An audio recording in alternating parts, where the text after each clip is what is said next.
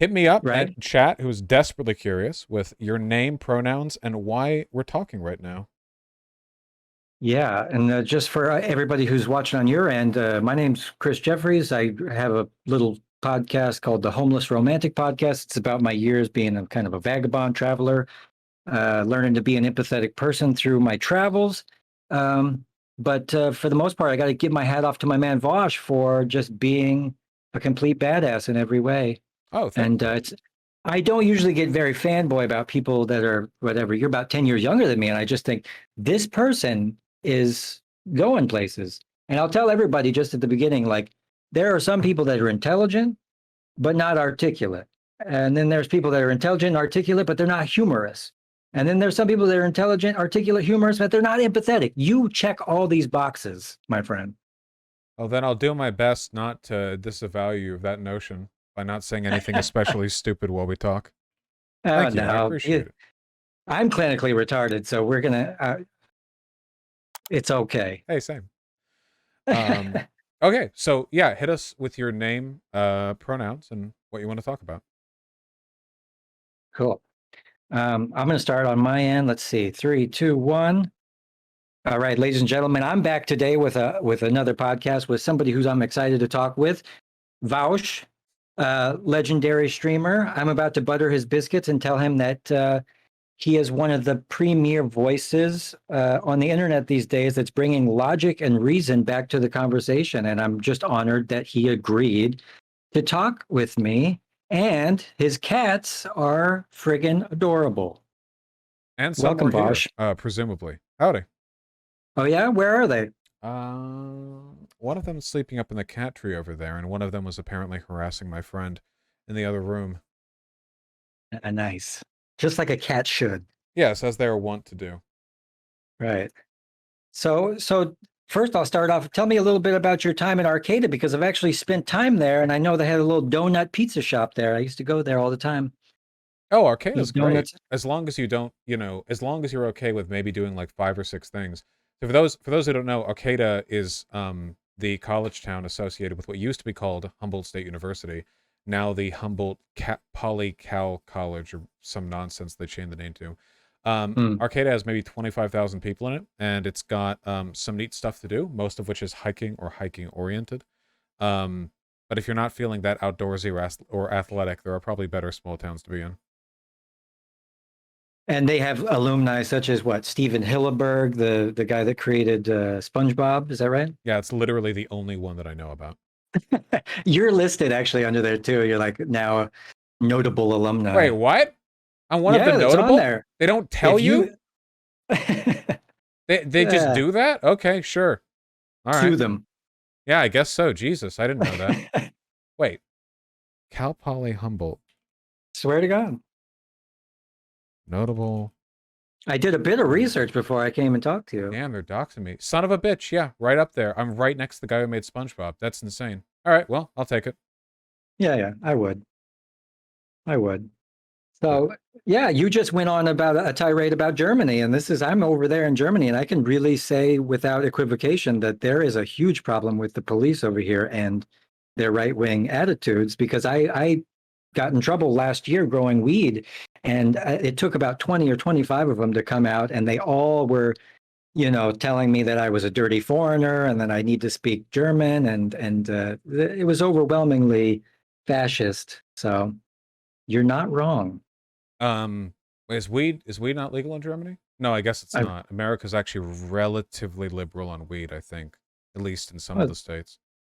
absolutely, it's getting to be, but here the talk is by 2024 that it will be, but there's all this pushback. We have what's called a health minister here, and he's like a freaking doctor, scientist, psychologist, something like this, somebody who's qualified to say that it's fine, and he's come out and said, "Hey, look, this is going to happen," but I'm like right under the cutoff, like you know. But Yeah, it's medical's booming, but it does me no good. Yeah, literally nothing is more irritating than the fact that it's not considered standard practice in law to exonerate people who are convicted of a crime of something that is no longer considered a crime. It's very strange, you know? The idea, if crime is, if it's meant to be about rehabilitation, and you've acknowledged that the thing that they got arrested for doesn't even need rehabilitation, I have no idea why that's just not automatic, you know? Yeah. Well, and this is the hypocrisy of the law system, and in America especially, people should be exonerated right now. There's still people probably doing life in prison for the joints that they smoked in the '60s, back when they made it highly illegal. Yeah, well, So certainly with like three strike rules, right? Like in California, if you do a felony 3 times, you stay in prison forever, barring mitigating circumstances. So if somebody, yeah, got caught with a federal amount of weed sometime in like the, I don't know, late 80s or 90s or something, they could be in there until they die without a reevaluation of their sentence. thanks a lot, Ronald Reagan. Yeah, no, thank you. He was the one who implemented it, right? In California. Yeah, yeah, CA yeah. three strikes law. It's I think very dumb. he single-handedly started the punk movement as just like a reaction to his horrible, horrible neoconservative politics. Yeah, okay, 25 years to life on a defendant who's convicted of a felony offense, who has at least 2 prior convictions for violent or felony offenses. Yeah, great stuff. You know, if you get a candy bar and you trip on the way out and knock somebody over, you know, congratulations. Assault and felony. Either way, Yeah. not a good system. Yeah, yeah, yeah. But I mean, right now, I don't know. I don't see how anybody could make me, with all the existential crisis, go through this world sober at this point. I say, I need my weed, period. Oh, I'm Um, straight edge. I'm high on life. I see that, but I'm fine with that. I think that that suits you, in fact. And in fact, the days that I don't smoke weed, I'm a little bit more articulate, but I have the tendency to throw temper tantrums sometimes. And so this is the great equalizer for me. It keeps me out of trouble to some degree, but I'm hot to trot. I'm ready to fight almost always. And I'm not a big guy, so I'll end up getting beat up constantly. So if I got to watch myself. No, fully Um, fair. I was lying, of course. I do like drinking. I just so I don't like depressants that much. Alcohol doesn't make me feel any more tired until it sort of forcibly knocks me out. It makes me more energetic for as long as I can stay awake, so it doesn't have the experiential effect of a depressant. yeah, well, and you got to monitor how much you're drinking, and also if you start drinking, you got to keep drinking until it's bedtime, because if you like stop, then you will hit that wall. Or so I feel like when I drink massive quantities of gin. Yeah, everyone has that line for how much they can drink in a in a like what their strategy is for mitigating a hangover down the line. I think it's better to be sober or to sober up while you're still awake, or to be so drunk that you'll be drunk when you wake up the next Yo, morning. this is fabulous. Yeah. Right, because in either case, I think it's becoming sober while asleep is what causes the problems for me. But I think it depends very much on like the individual and what kind of alcohol they're drinking. And how much you ate that before, you know. But you have to eat. You got to eat. Well, went years without eating. I would, start my day and then drink coffee till 5 o'clock in the evening. And now I'll probably have heart troubles in my old age, but you know, that's all right. Oh, you're not old. I'm getting there. Well, I got my wispy Scottish mustache, so it makes me look like I'm still a teenager. That's good. Um, but yeah, I also saw you railing on this whole thing with the new Twitter thing, and this is frightening for me too. And I just don't know. You're the voice of reason. I'm like, how are we going to get ourselves out of this? And what's the consensus for 2024? Are we doomed? Um, whether or not we're doomed for 2024 has, I mean, there's a lot I can't predict. It has a lot to do with how the independent state legislator theory gets validated by the Supreme Court ruling on Harper v. Moore. I think there are some liberal and somewhat left-leaning Supreme Court analysts who are saying that from the deliberations that have taken place thus far, it seems like they're not going to get a verification of the most radical version of the independent state legislator theory, which would be great. Even then, it's really hard to say. The media landscape is obviously incredibly favorable to conservatives right now. Yep. What liberals need to understand is that it's not enough to be right; you have to be strong too. I mean, Facebook is a right-wing boomer hellhole. YouTube prioritizes right-wing content searches. Twitter did before, and now is owned by an openly far-right oligarch. Um, Instagram is owned by Facebook. TikTok is owned by the Chinese government and censors like fat and queer people. So it's it's not, whether or not you're right is meaningless if you can't get the message out. So I guess we'll see how that plays out. You think it was a matter of time? Did you think that the internet started kind of in a democratic way, but then the powers that be saw that this was going to be an issue, and they just subsequently just took hold of every method of communication? Yeah, well, money got involved. I mean, that's what happens. That's the issue down the line pretty much every time this comes up. But yeah, money got involved. When a new medium comes out, initially it's driven by the auteurs, the people who are just in it because they love it. People who will moderate an internet forum back in 1998 to nobody's benefit and possibly their own mental detriment. Mm. But now there's, trillions to be made. And invariably, because there is a bias towards conservatism for the capitalist, they will be, driven in that direction. I think, if anything, actually, because of the way demagoguery works these days, the internet actually has an even stronger bias towards far-right demagoguery, because it's possible for, say, Elon Musk to be far more openly far-right than, like, the owner of a newspaper company could have 100 years ago. The Mm. system, it makes it easier for individuals to reach massive audiences. Money only amplifies that. So in a Yeah. way, there's like a additional emboldening of those forces. But there's some correlation between what happened in the Hearst days of the empire, where this newfangled medium of entertainment, like radio and newspaper and stuff, riled people up in this way, where like the internet kind of did that to rednecks. In 2015, that was like the last time that rednecks got their smartphone for the first time and started to participate in political discussions. And this, now people are just radicalized with conspiracy theories the same way that they were, you know, in the 20s by the same kind of Hearstian propaganda. Yeah, I mean, I think it's mostly old people getting a hold of social media that really like kicked it, you know? Mm. Because you can have your 70-year-old grandpas watching Fox News, or you can have them sitting at home with their phone, but fundamentally the content drip has the same, flow to it. They already get out there and vote. They're a very active voting demographic because they don't have much else to do. So this only kind of cements some other trends. But yeah, I mean, inevitably, like, as long as money existed to be made, there was always going to be a bias towards this far right demagoguery. And if the liberals want to like win, they have to realize they don't have any way to reach people these days. Like, seriously, almost all liberal or liberal adjacent or even left leaning messaging comes out of Hollywood. Artists just tend to be left leaning for, a variety of reasons. So if you have TV shows, movies coming out that are generally progressive, that's great. But take a look at television news. Fox News is huge. Tucker Carlson is huge, far larger than their competitors. CNN recently had a CEO change and pledged to bring more right-wing content to the platform. Um, Social media, as it stands, is pretty right-leaning, I think, in terms of what it offers people, the biases that it pushes people towards. And, what do we have then? Talk radio? That's far right. Talk radio is very far right.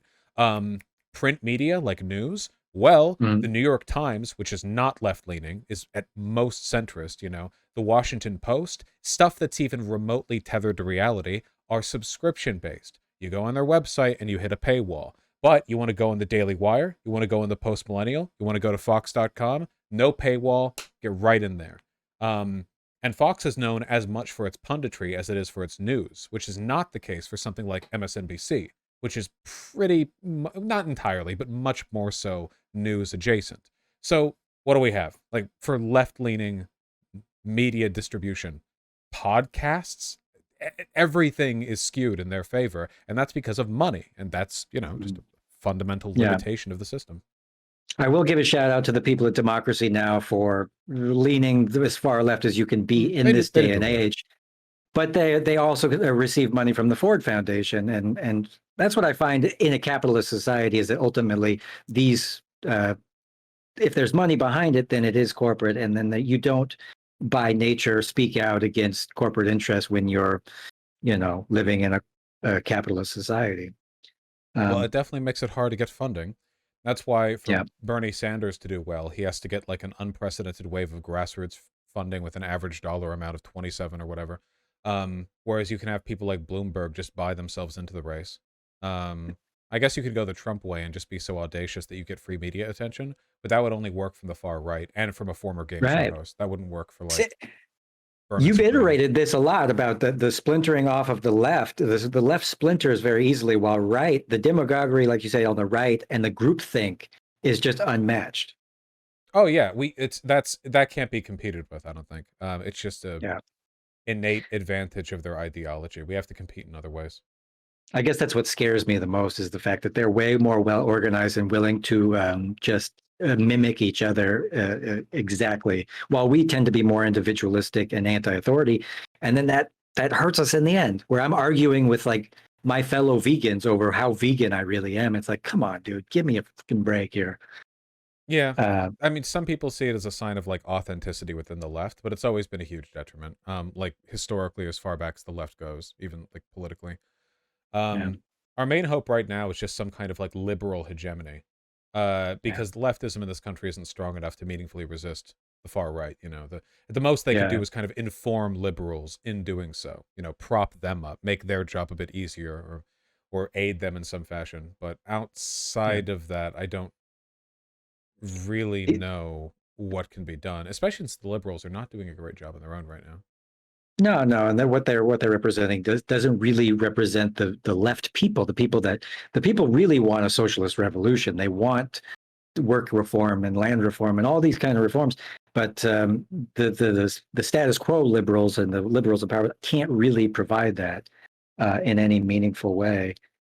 So my apathetic side of me says, hey, let's just let the fascists just have their turn and find out that it doesn't work and just fucking kill like millions of people with their shit. And then that's like the only way we're going to get over this. This is like totally apathetic and not a nice thing, but I'm hopeless in the sense that I'm like scared that the world has gone crazy and that there's a mass psychosis that we can't cure with logic.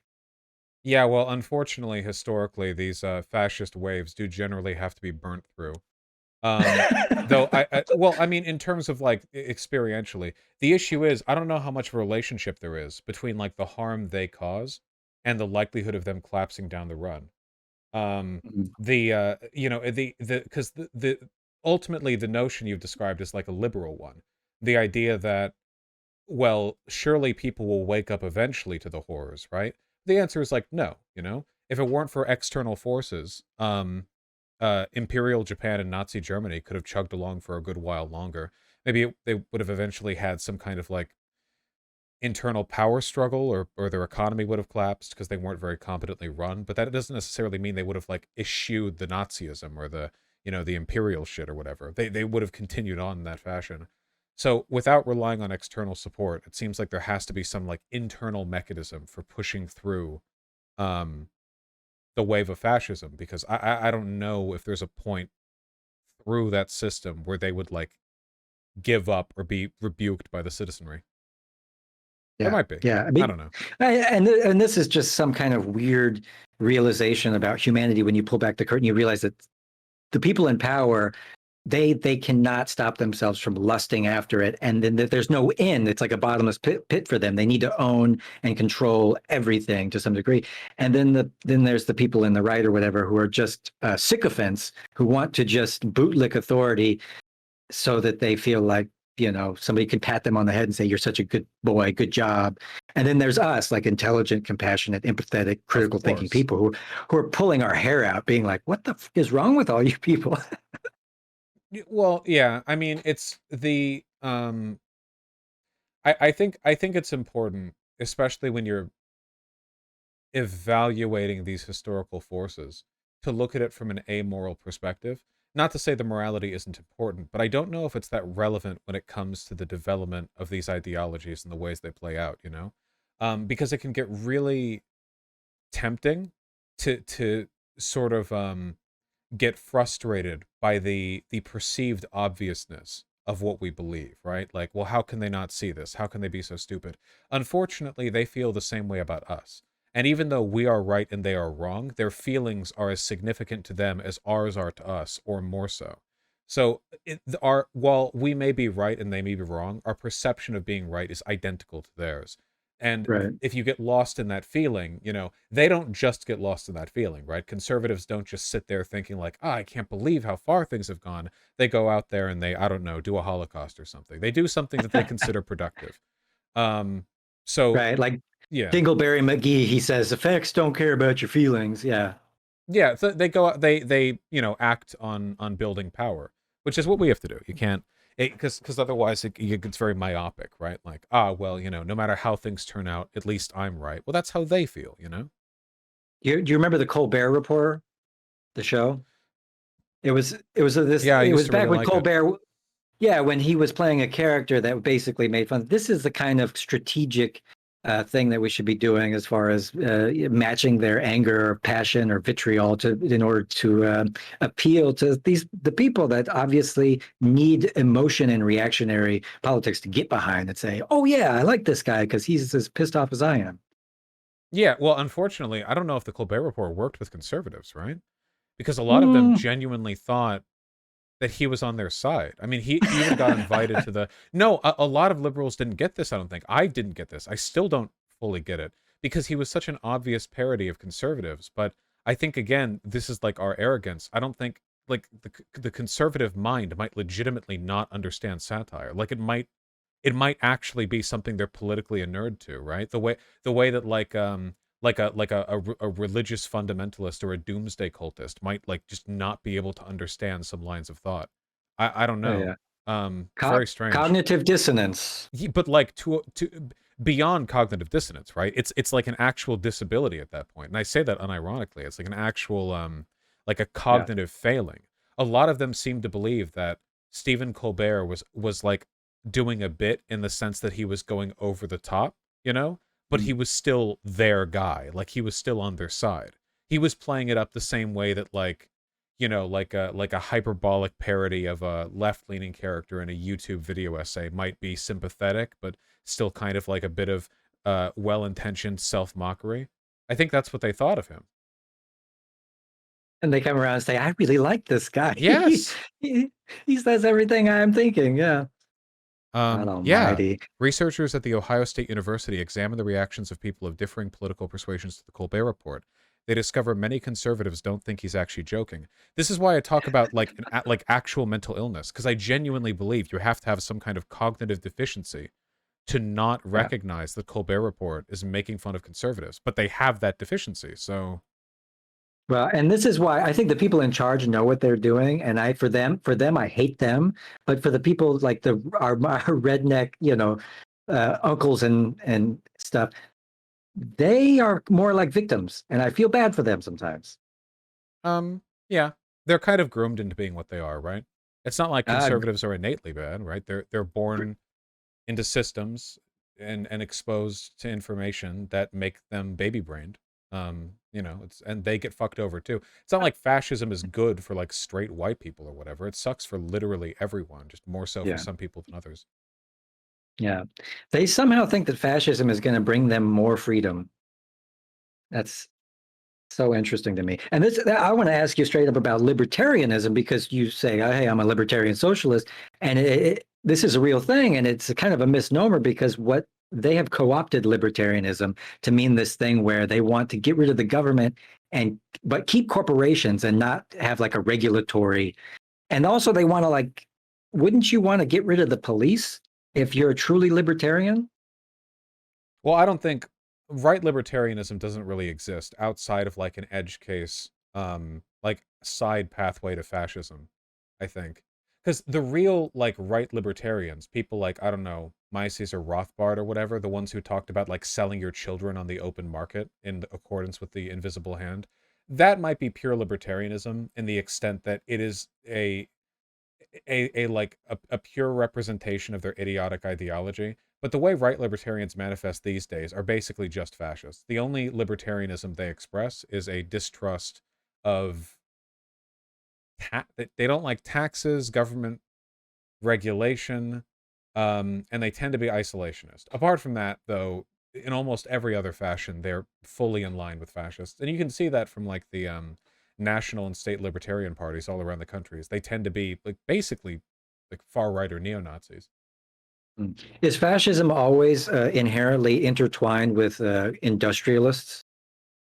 Yeah, I think so. It has to, right? Because the fascist appeal to like tradition over modernity is kind of rooted in a post-industrialist economic system. You couldn't really make a Mm. fascist appeal to an agrarian or a feudalist system, because if you did, you wouldn't really be able to make the fundamental appeal to returning to some like prototypal pre-modern, superior version of modern systems. I don't know if that language would really tie. I mean, you could still get the authoritarianism and stuff, but I feel like you kind of need um that justifying mechanism, especially since Mm. fascists are almost always kind of reliant on conspiracy to promote their point, and those conspiracies almost always have something to do with the Industrial Revolution or its consequences.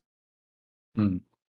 Well, there's something about the modern age, and this will push me right into your my opinion. Have you ever checked out? And I'm not, people out there, I'm not condoning this man's actions, but the Ted Kaczynski and the Unabomber Manifesto. Did you ever read that objectively, or? Yeah, I read it a while ago. I mean, it's pretty rambling. I Of remember some course. snippets better than others.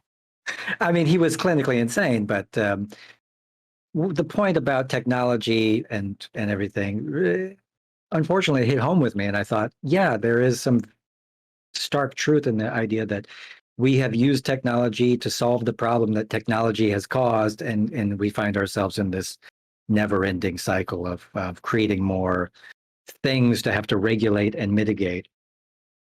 Yeah, I mean, I guess the issue is that it's kind of naive ideologically because there is no putting the lid on progress. It's not possible. Hmm. This is like from a materialist perspective, to look at this as like a Marxist, the material forces that drive technological and social innovation aren't just like things you can turn on and off. You can't choose not to do them. There's not a society on Earth right now that is not currently like paying for scientists to figure out better ways of constructing weapons, or better ways of organizing its sewage distribution, or better ways Hmm. of powering its infrastructure. Every society does this and will continue to do this because these are the systems that we improve our surroundings.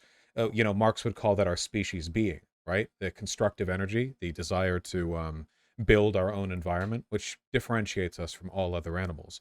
I don't think you can ever turn that process off. The best thing you can do is create economic and social systems that incentivize a good use of that developmental instinct. And Hmm. that's what our work should be put towards. It's kind of like the level of technological development we're on and the extent to which technology rules our lives are two separate questions. You could have some kind of idyllic solar punk future where you have, unimaginably advanced machines, but humans grow up in vast, lush fields with forests untempered, all around them. So that's what we should strive towards. Like a fundamental rejection of modernity and of technology are reactionary forces, I think. They tend to drive people Interesting. towards, well, I'll say this much. I don't think it's a coincidence that people who reject modernity and people who dislike trans people tend to be part of the same camp. Not always, but I do think there's an association there. It's an Sure. emotional rejection of the things they associate with modern life, more so than like a deep critique of those interior forces. Hmm. And I'm guilty of being reactionary in the sense that I do come up with these sweeping like ideas when I hear about extreme people that are fighting for whatever cause that I think might be good, even though that they're doing it in the extreme way. I think good for them or whatever. But it really just it frightens me the fact that we can't seem to like. This study came out where they said that people can't detract things from a situation, and this is like kind of the things that I strive to do is say let's talk about reducing consumption of just like everything, and this doesn't ever seem to enter our lexicon. We always want to add more. And I came up with this analogy for what technologists and kind of engineers do, which society for me has become like this stew that's on the stove that's rancid and full of too many spices and it's inedible. And we've created kind of a mess out of it. And technologists kind of come in from the outside to this room and say, what can I add to this stew to make it better? When we actually need to kind of take some stuff out of it. And this, I heard a podcast where they said we are as humans normally just unable to say to look at a problem and say, okay, let's take this out. We always want to add something to it. And I'm a tree hugger in the sense where I think um, being weary of technology is something that we should examine more. And I've also talked to people that are studying the current state of soil health and how we've been just denigrating and ruining our soil through chemical fertilizers and driving tractors over it kills all the microbiology and it disrupts like the moles that live underground that are very useful and stuff. So No, again, the industrial revolution, like ruining everything. yeah, well, it's it's how these forces are applied, I guess. It's just not very politically feasible to encourage people to use less of something. I don't think it ever really has been. Austerity is just not in our nature. Humans are naturally productive and naturally consumptive. That Mm. that goes all the way back. I think fundamentally it's like biological impulses. It's just in the same way that like even if a pet animal has had enough to eat, they'll still be upset if you take away the remaining food. I think it goes back to like a root part of our personality. I mean, maybe something could be done about that. I think maybe like the promotion of better alternatives. Usually austerity has to be enforced by the government or by, like economic limitations like poverty or the expense of goods or inflation. Mhm. Because people won't do it on their own. But there's probably a way to get people to act like that of their own volition anyway, right? There's also ways to address this in a technological fashion, right? If you have highly renewable materials or more modular equipment or tools, you could probably promote less consumption. Right now we have like a disposable model of consumption, so Yeah. we're kind of going the opposite of that direction, but hopefully. And what's your thoughts on planned obsolescence? I hear people on the internet say it doesn't exist. Oh, well, they're stupid. Of course it exists, obviously. And it's monstrous, like ethically. But thank Uh, you, Vaush. yeah, well, obviously it does. We know that it does. It has to. Literally, Apple's been like sued for like the product slowing down after updates. We know there's Mm. a kind of an adjacent issue, which is the right to repair. Most famously, John Deere tractors and other farming equipment. Right. You were they've made the argument you're not legally allowed to repair their equipment because if you could do that, you wouldn't need to buy a new item.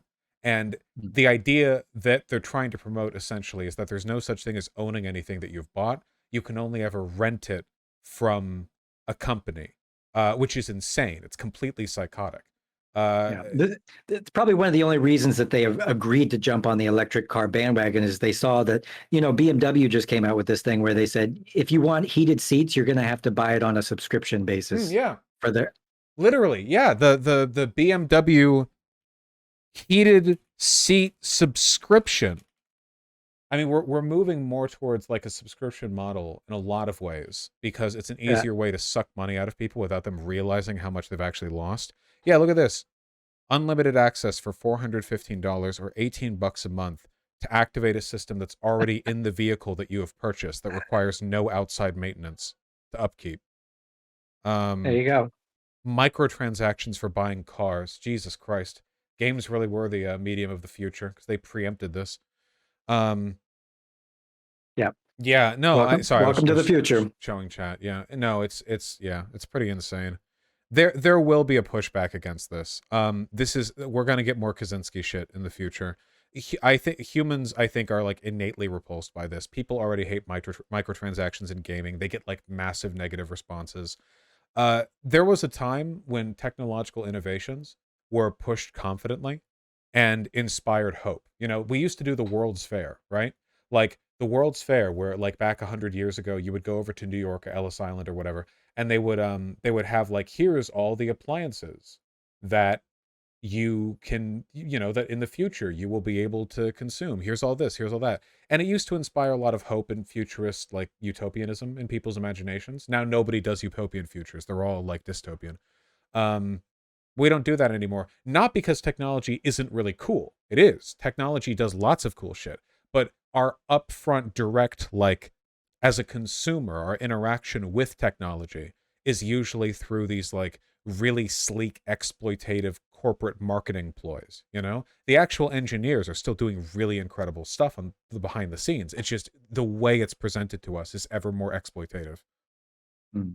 And there's like the Neuralink thing where they say, well, it's going to cure disease, but if you look at the real capabilities of something like that, there's no other way to describe it other than frightening. Yeah, well, I mean, anyone who puts that shit in their head is insane. I don't know how anyone that'll never make it to market. There's no way that'll ever make it to market. He's just throwing a couple $1 million at these tech guys to execute monkeys, so that he can look, Yeah. like he's the next, I don't know, fucking Keanu Reeves or whatever. Yeah. Um, Once again, I'm glad that you are the voice of reason because you keep me sane. You have saved me from being upset about Thomas Sowell and various other freaking freaks and shills and trolls and stuff like that. So, yeah. but speaking about animals, what's your stance on animal rights? Oh, I'm very much pro animal rights. If I could snap my fingers and eliminate animal agriculture, I would. Um, Cool. I think that the answer is a lot more complicated than Hmm. a lot of people seem to think. For example, I'm pretty sure that leather is more animal friendly than faux leather, because faux leather is constructed with plastic derivatives, which are, a product of oil, Hmm. the petroleum byproducts.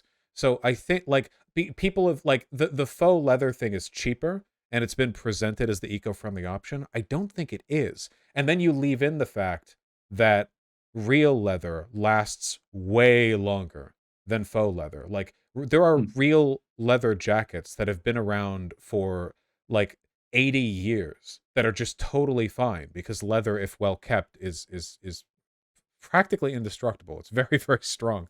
Um, Fast fashion is really destructive as well, even though that uses just like more sustainable materials like cotton, because it gets thrown into a giant landfill somewhere in like Bangladesh for like local poor people to pick through.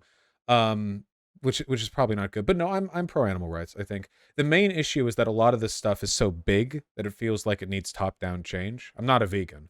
Uh, Right. but like on an ethical level, right? There are lots of systems that I definitely don't like, and this is one, like, I would argue, like, it's morally imperative that we take steps towards just um ending Right. it, like I'm not. flat out, you know. Yeah, and for everybody out there, I'm not a dogmatic vegan. I'm not judging people. Vaush here is he's awesome, but and if he's got to eat his chicken or fish, that's fine. You know, we're moving slowly in that direction, but we also need to. Every vegan who starts to be vegan, you have to take supplements. You have to take a little bit of B12 every once in a while to supplement some of the things that we do get from meat. But in the interim, you are helping the environment, helping your health, which they say, it's good for your arteries, et cetera, et cetera. Just to get away from the American diet is going to do you a lot of good. And then at the animal suffering, if you got a cat, dog, everything, animals are wonderful and they have a wisdom, I think, that goes unnoticed because of the modern world we live in. We get so caught up in who we are that we can look at animals and say they have everything they need. They experience happiness, joy, pain, pleasure, life, and death in a way that's, I don't know, it's commendable. I like it. No, I'm a yeah, fan. it's just, I don't think you can make a strong ethical argument for disregarding animal rights. Things get really Yeah, complicated when you talk about the state of nature, because obviously animals still suffer tremendously just in their natural environment, zipping sure. around out there. Um, Yeah. but there's But there's not a if we can, clean, yeah. yeah, if we consider ourselves an advanced, intelligent, modern creature, then we can extend that, help to them, like the same way we shelter ourselves from pain and the weather and stuff. That we can do the same and again, it just starts with empathy, and you have to just be able to empathize. When did you first realize that you liked cats or whatever? Oh, well, I mean, it's hard not to like cats, but up until I didn't live with them up until I got Artemy. And that's when I decided that I like cats more than dogs. But, outside of that, it's pretty difficult not to. They're pretty cute just from afar. Hmm. But growing up, did you have a family pet or anything like that? Just two guinea pigs. Oh, yeah, those are like little tiny cute toupees that run around the ground. Yeah, yeah. I mean, they're not like house pets, so it's not really the same experience as having something that zips around like a cat or a dog or whatever. But they are cute and they are fluffy, so that tracks. Yeah, yeah, yeah, yeah, yeah. And I've eaten my share of meat in my life and stuff, and I do understand the appeal. But I, recently moved away from it, and I got to say it was easier than I thought. And so everybody that's considering it, give it a whirl. I don't know. Anyway, I Well, also good. wanted to ask you about the Dark Enlightenment. Are you aware of this? Yeah, I'm familiar. Okay, because I haven't heard you talk about it, but it's something when I heard about it, I got quite frightened. Well, the Dark Enlightenment, I think, is just a way of intellectualizing some of the social and cultural tendencies of fascism, right? Like the dark enlightenment is just if I remember, this is like we're talking about like the IDW stuff, right? Like Mhm. the dark enlightenment posed by this like auteur group of elite intellectuals who the media doesn't want you to know about, and they're all either like Joe Rogan types, he's literally Yeah, called part of the IDW, which is hilarious, or they're like people like Jordan Peterson, fascists with suits. yeah, Yeah, yeah, yeah. yeah. It's the dark enlightenment is basically just like, I mean, what is it? Reject modernity. Men don't get married. I don't know. It's pretty Yeah, yeah. contradictory. Anti-democratic and bringing back like a tech monarchy. And somebody who's a big fan of it, of course, is Peter Peter Thiel. Thiel, yeah, yeah, they're huge fans of this shit. It's basically like dorky fascism. It's from people who aren't, in my opinion, too like egocentric and not even smart enough to realize they're just pushing bog standard fascism. So a lot of them seem to think like, ah, no, I'm not a fascist, okay? I just think democracy has failed the people, and the only way to move forward is to have a single, highly intelligent, technocratic leader. Me. Um, and then like, oh, then I will be able to lead the world to the promised land. It's basically it's like the megalomaniacs brand of fascism, which is why it'll never take off, because most people aren't megalomaniacal. I Yeah, legitimately think the only people who that like messaging resonates with are Silicon Valley tech bros and like would-be cultists. The vast majority of people who are sympathetic to fascism are going to go down the traditional route, reject modernity, moral panic, degeneracy, blah blah blah blah blah. Only the most freakishly self-obsessed people like Peter Thiel are fit for that particular like avenue. That's why I actually don't talk about it that much. It's because, and this sounds like really condescending, but I do fully believe this. The kind of people who are susceptible to like dark enlightenment messaging, I think are basically cognitively fucked to begin with. Like their personality matrices might just incline them towards being bad people. Maybe that's not inherent, but like holy shit, they really lean into that, Like it's not, they are so far off from yeah. like reality and being a good person that it's genuinely tough to imagine like getting them over. It straight up looks like they went from Dungeons and Dragons to straight up monarchy LARPing. No, literally, yeah, and they act and the way they talk is like a Dungeons and Dragons villain. When fascists talk, it's very humanistic in appearance, right? Like, Hmm. we need to return to when people were happy, when men were men, where women were women. We need to reject all this, like this alienating modernity. It sounds humanistic. It's not, of course, but it sounds that way. Not so for the Dark Enlightenment shit. It's literally like the shepherd must cull the sheep. A wolf in sheep's clothing must not pretend forever. Like it's literally like anime villain. Like I am the only one who can bring about the utopia bullshit, and it's so Yeah. fucking funny to watch from afar. A lot of young guys are into that shit too, like 13-year-olds or whatever. So yeah. Uh, well, I'm glad that you don't take it seriously because I saw Curtis Yarvin. He's this leather-clad, chubby-cheeked, cherub-cheeked, you know, just loser. I don't know. There's no other way to describe this guy. I think the best way you can like one of the easiest ways I think you can hit on this is if you Google fascism, you get a lot of info. If you Google the Dark Enlightenment, you get a pull comp ball on the very top alongside a bunch of blog articles and charts, which all look like they come from like Hearts of Iron 4 lifers. And that's like the market for this sort of thing. Spotify Dark Enlightenment album by Dark Enlightenment. What do we got? Wait, hold on. What do we got here? Kill ghosts of the past, haunting thoughts, no judgment, still sleeping. Like you get what I'm talking about here, right? Like, don't get me wrong, they're still fascists, right? Fascism's dangerous. It's just this is like the dorkiest wing of it. Basement 14-year-old brooding poetry kind of fascism. Yeah, no, 100%. These like in 10, 15 years ago, these guys all would have been listening to Linkin Park or Evanescence. They all would have like incredibly thin self-harm marks running up and down their arms and legs. Um and they would all have like half-finished poetry in their school notebook about their mom and how they want her to die. It just, I mean, maybe they still do, you know? Yeah. Maybe they're just that, but 30. Yeah. Yeah. Well, that's the one of the things is they don't grow up, obviously. No, no, they really Uh, don't. yeah. Well, so what, Vaush, what do you think is the number one thing that we should be all worried about at this moment? What's on your mind, really? Oh, democracy mostly, you know. Okay. Democracy is the vessel through which you can affect political change non-violently. And despite what a lot of people say about me, you know, that is my best hope for the future. Um, the democratic systems in our country are deeply flawed, but they're also pretty darn resilient. And there are a lot of good people in this country who, if given the opportunity, I think will make the right choice. I think the majority of people in this country, if given the chance, will make the right choice. The problem is that there are like innumerable systemic failures that prevent them from realizing what the right choice is or from actually being able to do it. You know, we're talking like voter disenfranchisement on one hand, and on the other hand, you have people who are just being fed like bad info. A lot of people don't understand how big a threat fascism poses.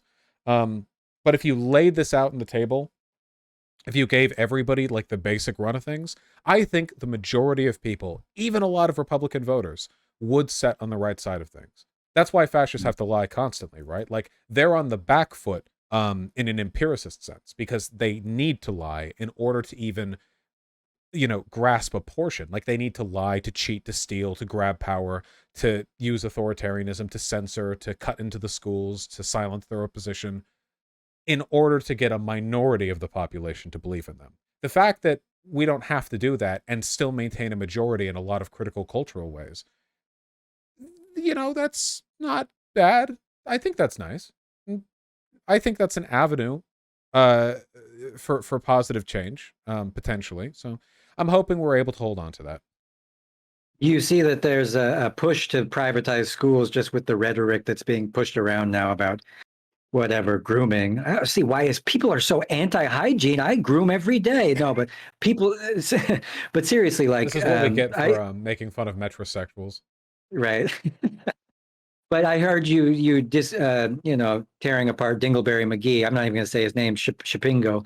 Um, it sounds like with what he's saying, he's also passing this transphobic, homophobic stuff, but he's also pushing for the privatization of schools. How do we quell the radicalization of all these fanatics on the right with this Q bullshit? Well, they're terrified of young people because Gen Z came out in 2022 and like came out there with like a massive point advantage for Democrats, you know? There were Republicans saying we need to raise the voting age. There were Republicans saying like Gen Z people aren't actually Americans, you know. The thing is like at the end of the day, is proximity is the greatest weapon against reactionary thought, you know? If you grow up around black people, Hispanics, Asians, gays, trans people, Jews, whatever, you're far more likely to be tolerant of them because when you live next to a person, you realize they're just regular people and you're less susceptible to propaganda which describes them as some kind of like existential threat. This is the case everywhere all the time. It's why cities are less racist than rural areas. Diversity, you know, people in immigrant communities tend to be less racist. It's a common racist message, you know. You would hate black people too if you had to live around them. The data says otherwise. The more you live around literally any group of people, the more likely you are to love them. Um, and with that in mind, you know, I think what they're afraid of is the fact that the modern like Gen Z, the modern like young people are the only generation in American history to have ever grown up next to out gay and trans people. And that really threatens the panic they're trying to sow right now. Because all the shit they say about trans and gay people being threats to children resonates real great with 70-year-old boomers in the suburbs and really poorly with 20-year-olds who grew up and went to school with gay and trans children who they got along with. It's very difficult to explain to those people, oh yeah, actually they're all existential threats, you know? So I think the goal right now, that's why they're pushing for homeschooling, why they're pushing for private schooling, and why they're doing everything they can to ban any expression of or um, any like teaching of like queer stuff in schools. It's why they oppose any kind of medical intervention for young trans people, because trans people are more likely to stay in the closet until they can get some kind of medical intervention, and they don't want out trans people in high school, because all these things contribute to adjacency, and adjacency for young people means less likely to feed into the modern right-wing bias, the moral panic they're doing. So Hmm. that's the threat. That's what they're doing. But man, does it not reek of desperation to you that they have to do It all this does. just to prevent like just like everything, just to keep like people from interacting with each other? Sure, sure. Somebody had a quick take the other day. They said, Occupy Wall Street happened, and they knew that they had to cook up some kind of new division between all of us, and whether it's race, sexuality, gender, animal rights, whatever it is, they will try to stick a fork in between a crowd and divide us in order so the conversation stays around stuff like this. But the things that and people that are gay should support, black people, and the black people should support feminism, and feminists should support animal rights, because the system of oppression um, is kind of the same formula, same recipe on top. It just changes character, and I think people get caught up in their particular group rather than looking at who's doing the oppressing. Yeah, no, I mean, people are myopic, and we're also very susceptible to bias. It takes a lot of education and introspection to overcome or even acknowledge like some pretty basic, like obvious cognitive biases that we form. There's not You know? really an easy way through that. I just find it a little bit heartening that conservatives have to expend so much effort to overcome like basic human processes. Like think of all the effort that's gone into segregating people of different races, redlining, and people can live here. Well, why? Because they don't want people of different races interacting day to day. They do that in cities, and look what happens there. Democrats. You go over to you want to talk about like class interaction. We watched a video on this from Not Just Bikes recently. Um, you know, it used to be back in the old days that everyone had to get into the city by the same roads, and wealthy people had to walk on streets next to poor people from the tenements right next to the factory. People intermingled.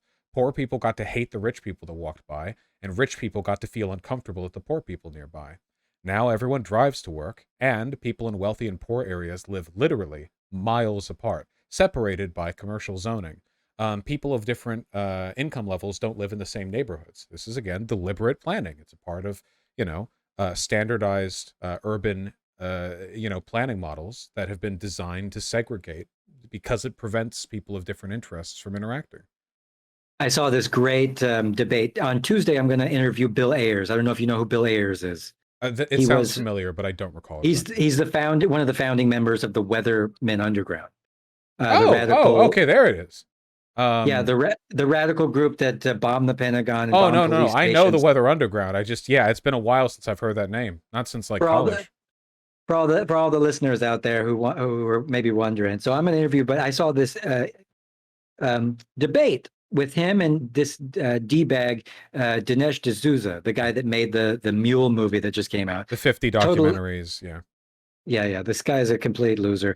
Um, but after the thing, there was a Q&A, and you had these really staunchly conservative right-wing people come up, and they said, well, I want everything to be privatized. And he says, well, did you drive here today? And she says, yes, in a car that I bought with my money, and I don't want to have to pay taxes. And he goes, did you take a road to get here? And she said, yeah, well, that's socialism. That's you using the state to, get here. And if they really think that they can exist as an island by themselves and disavow community altogether. And I just think that's just so hilarious. Yeah. Well, it's an artifact of, like, I guess to a large extent, suburban or rural living, right? Um, Suburbs alienate people in a variety of ways. And in rural areas, there actually is legitimately less service out there, though still far more than they give credit to. Another thing that conservatives don't want people to interact with is functioning civic society.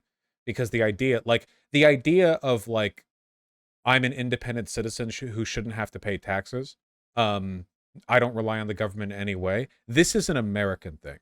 I swear to God, this is not a European thing. Because No. the European far right, there are some, of course, there are always some. The European far right sure does exist. I'm not saying it doesn't, but the idea of like, I exist as an autonomous individual and in no way do I rely on the government is a kind of delusion that is pretty specifically American.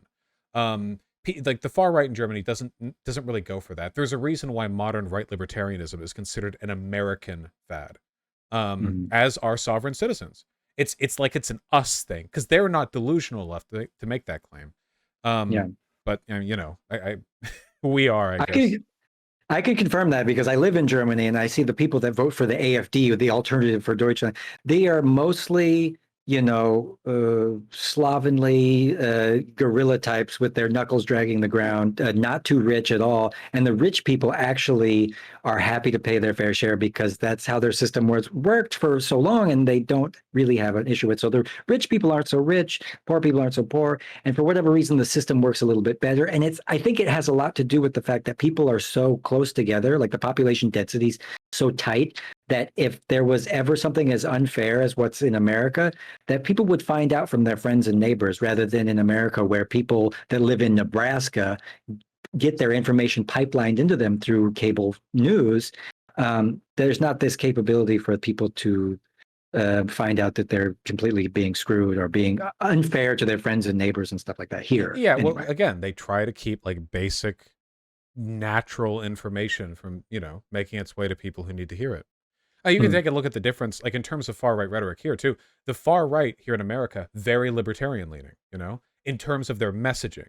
The big hand of government is reaching over to fuck you. Dr. Fauci, all the messaging. Look at what Elon Musk is screeching about on Twitter right now, right? I It saw that. leans heavily into this. Um, Adolf Hitler didn't really do that. I mean, there was still the conspiracism about the Jews controlling the government and business. Don't get me wrong, but he didn't really promote German fascism as like an individualist exercise. He did the opposite, in fact. It was about like collectively giving yourself to the state. Fascism is ultimately a highly collectivist ideology, but he was open about it pretty much. Like if you like Yeah. listen to some of his speeches or read Mein Kampf or whatever, he would talk about like, oh yeah, we have to give our lives and our blood to the state, which is an engine of Aryan perfection. It needs to be the Aryan state. Like very obviously, individualism was not on the docket here. But if you take a look at far right rhetoric here in America, it's like we need to all be free from government intervention so that as individuals, we can come together and be the perfect Americans, which means the excision of degeneracy from our society. There's this weird, like, rhetorical. Do you get what I mean, right? Like, there's Sure. this The loop. distrust of the American government was just a thing that they're preying on, because the distrust of the government has been brewing for decades now, because people have slowly started to turn, even very conservative redneck people have started to turn their eye against the government. And so they're just playing into it and saying, well, I got the answer for you. It's libertarianism, and we're going to get rid of that pesky government. When in reality, the government is just a puppet for corporate interests, while the left is looking at corporate interests being like, we need to rein these people in. They And have successfully diverted the people to look at the government and say, oh no, it's them. Let's get them. you have this extremely weird like loop where like the the fascists in America will promote distrust of government while pushing for the greatest possible expansion of government power imaginable. They're pushing for bills that limit your medical rights, that allow for intervention in or surveillance of like every level of your life, that discriminate and destroy like privacy, that empower the police, that empower the military, while talking about not trusting the government. Again, Hitler didn't do this. He Yes. fully promoted trust in his government. He wasn't like abstract about that. Very clearly, he was meant to be like the architect of, you know, the he Hitler posed himself as the like strong man who would be the architect of the German future. American fascists act like they're going to do nothing at all while in power except for disempower themselves, do the opposite while their fans like cheer them on for dismantling government power. I think what I'm getting at here is that American conservatives are more ideologically incoherent than your average Nazi, which is a In this respect, at the very least, I think that is absolutely empirically true. Like that, Yeah. No, no, no. 100%. It makes no sense. It's, Right. but it's Well, like ubiquitous to the party now. It's every conservative politician is like this. should we reiterate to the people that might be listening and say, we're not saying that Hitler was some fantastic guy, but we're saying that he did more for Germans. We did more for Germans actually in this fascist sense. But the fascism in America is actually selling out the people underneath them, and they're too stupid to know. It's a fascism, and then there's fascism with like a headstand. You know, it's a whole new game in the sense that a headstand is involved. Otherwise, the fascism still present. Oh, yeah. Jesus. Sorry, we're over the hour. I actually have to talk to somebody else. I didn't realize. You're all good. Hey, did you have fun? Well, of course I had fun. How could I not talking to you? Well, let's do it again. Yeah. Sometime. I can never make any specific promises, but hit me up and I'll let you know if I'm free then. Well, now you know my face and I know your handsome face, and now we know each other. So now we're buddies. We both know each other's handsome faces. It's been a pleasure having you on. Yeah, as you as well. I want to thank Vaush for coming on. Wave goodbye to everybody. Bye, everybody. Thanks for coming. All right, I'm out on my end. Say goodbye. Thank you. Yeah. All right, man. Till next time, my friend. Yeah, take care. Take care. Bye-bye. Oh, it is a handsome face. What's planned obsolescence? Planned obsolescence is the idea that you construct something that is meant to be obsolete within an artificially limited length of time, either because like the software conks out or because it physically degrades. The idea is that it forces dependency, like you have to buy more.